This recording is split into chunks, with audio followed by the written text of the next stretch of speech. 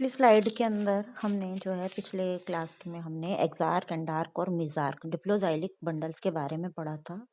अभी कुछ और बातें जो हैं वेस्कुलर बंडल जाइलम से रिलेटेड अभी भी शेष रह गई हैं, जिसको कि हम अभी कंप्लीट करेंगे।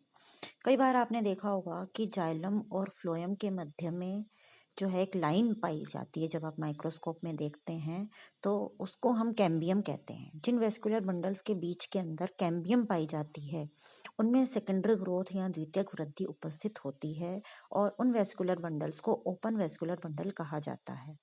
जिन वेस्कुलर बंडल्स में जाइलम और फ्लोएम के मध्य कैम्बियम के द्वारा जो पृथक नहीं होते हैं उनमें द्वितीयक वृद्धि नहीं पाई जाती है, उनको क्लोज्ड वेस्कुलर बंडल कहते हैं। जिम्नोस्पर्म्स जो होते हैं इनमें सामान्यतया द्वितीयक वृद्धि देखने को मिलती है, इसलिए इनमें ओपन जो है वो वेस्कुलर बंडल होते हैं, यानी कि जाइलम और फ्लोएम के बीच में जो है क्या पाई जाती है, कैम्बियम पाई जाती है। अब जो है द्वितीयक वृद्धि होती है तो इसके अंदर ये जो प्रारंभ में कैम्बियम होती है उसके द्वारा भी हो सकती है, अथवा हर सत्र के अंदर नई कैम्बियम बनती है और उस नई कैम्बियम के द्वारा जो है वो द्वितीयक वृद्धि के निर्माण में भाग लेती है। तो ये जो है द्वितीयक वृद्धि के आधार पर जो है जिम्नोस्पर्म्स में वुड का निर्माण होता है। इसकी जो वुड बनती है द्वितीयक वृद्धि के पश्चात वो दो प्रकार की होती है, मेनोजाइलिक और पिक्नोजाइलिक। मेनोजाइलिक का मतलब होता है सॉफ्ट वुड और पिक्नोजाइलिक का मतलब होता है हार्ड वुड। साइकस जो होता है इसकी जो लकड़ी होती है वो सॉफ्ट होती है, जबकि पाइनस की वुड जो है इसको पिक्नोजाइलिक वुड कहा जाता है और ये हार्ड होती है। द्वितीयक वृद्धि आगे आगे जो है हम जब चैप्टर पढ़ेंगे साइकस का तब हम पढ़ेंगे कि किस प्रकार होती है, कैसे वुड बनती है। अभी हमें जो है जनरल कैरेक्टर्स में से सिर्फ इतना ही लिखना है कि इनमें द्वितीयक वृद्धि पाई जाती है जो कि प्रारंभिक एधा पूर्व में उपस्थित एधा कैम्बियम के द्वारा होती है, अथवा सक्सेसिव ईयर्स के अंदर नई बनने वाली कैम्बियम के द्वारा भी हो सकती है। और द्वितीय वृद्धि के फलस्वरूप वुड का निर्माण होता है। वुड सॉफ्ट वुड हो सकती है अथवा हार्ड वुड भी हो सकती है।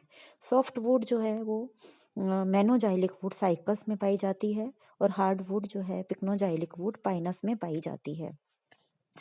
अब जो इसके जाइलम और फ्लोएम दो प्रकार के वेस्कुलर बंडल्स होते हैं जिम्नोस्पर्म्स में, जाइलम और फ्लोएम। जाइलम जो होता है इसमें वेसल्स या वाहिकाएं अनुपस्थित होती हैं, जबकि जो फ्लोएम होता है उसमें सहकोशिकाएं या कंपेनियन सेल्स अनुपस्थित होती हैं।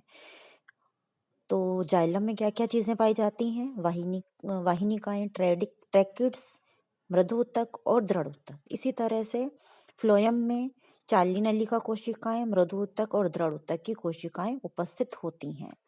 और मैंने बताया कि द्वितीयक वृद्धि होती है तो इसमें सॉफ्ट या हार्डवुड का निर्माण होता है। वो कैसे होता है, तो आप ये नीचे की तरफ इस पृष्ठ पे आपको दो डायग्राम दिखाई दे रहे हैं जिसमें कि आपको एक तो तने का डायग्राम है और एक जड़ का डायग्राम है।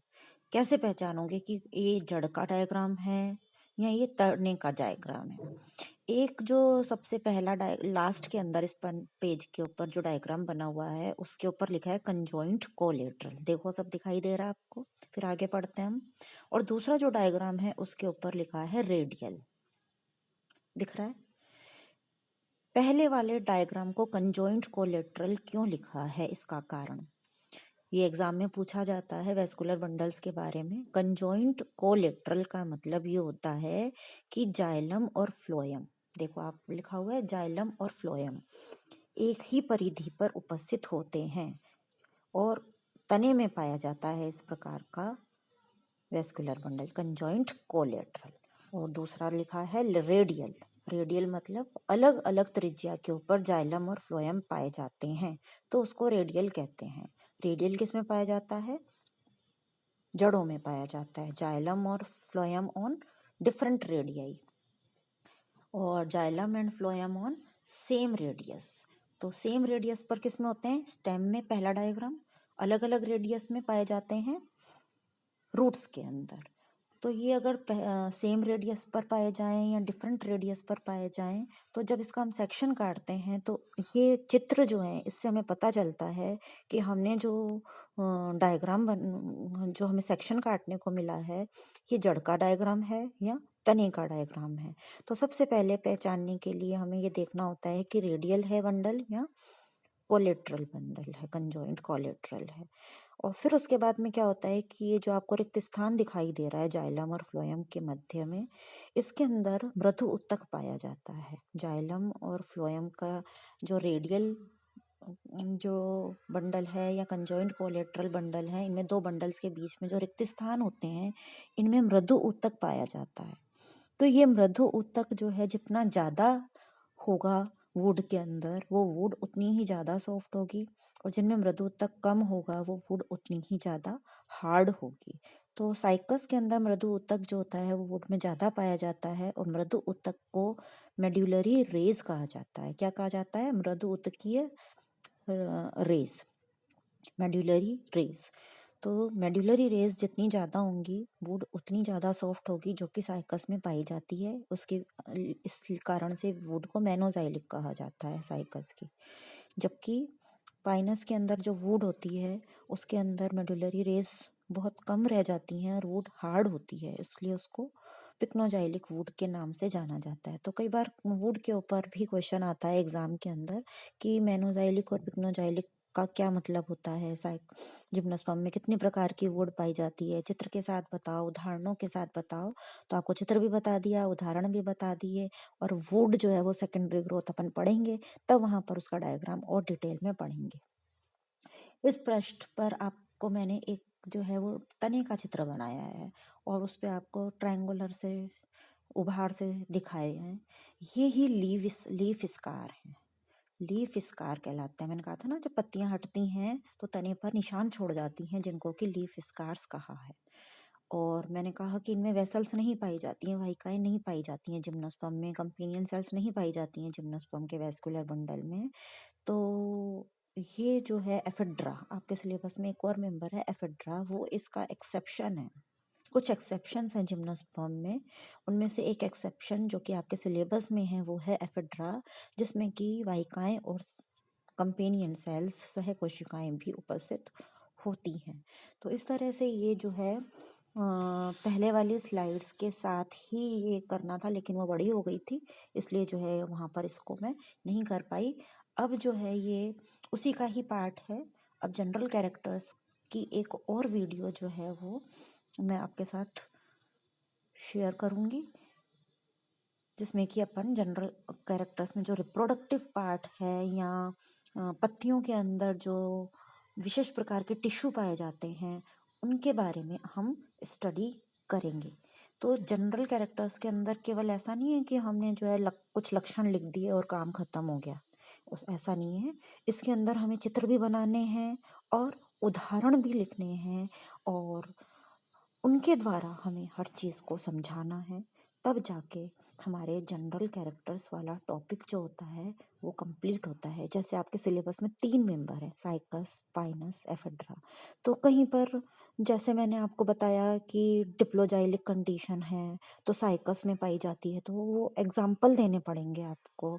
इसी तरह से मैंने बताया कि ये ब्रांच्ड भी हो सकते हैं तने, अनब्रांच्ड भी हो सकते हैं, झाड़ीनुमा भी हो सकते हैं, जिसमें मैंने आपको साइकस, पाइनस, एफिड्रा के एग्जाम्पल दिए।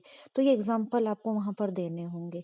इसी तरह से एक्सार्क और एंडार्क कंडीशन मैंने आपको बताई, तो आपको बताना होगा कि जड़ में एक्सार्क कंडीशन होती है, तने में जड़ में एक्सार्क कंडीशन होती है और तनों में एंडार्क कंडीशन होती है, और डिप्लोजाइलिक जाइलम क्या होता है, और कंजॉइंट कोलेट्रल बंडल किस में पाए जाते हैं।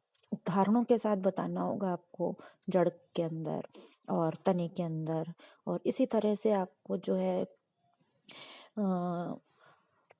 द्वितीयक वृद्धि, जैसे मेनोज़ाइलिक वुड और पिक्नोज़ाइलिक वुड 2 प्रकार की वुड पाई जाती है, बताया मैंने आपको जिम्नोस्पर्म में। तो उसका भी आपको मैंने उदाहरण बताए हैं। तो ये सब उदाहरणों के साथ में सामान्य लक्षणों का वर्णन करना होता है।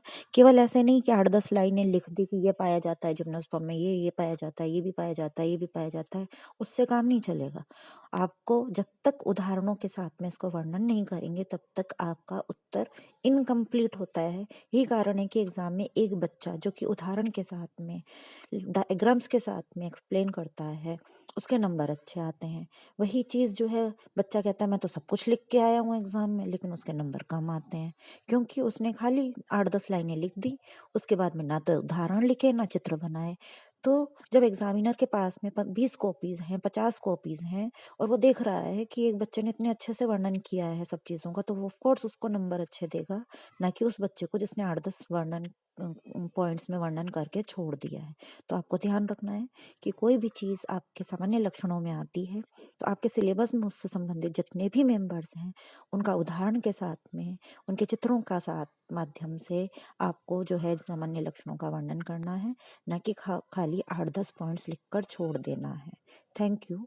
नेक्स्ट क्लास में जनरल कैरेक्टर्स को फिर से कंटिन्यू करेंगे।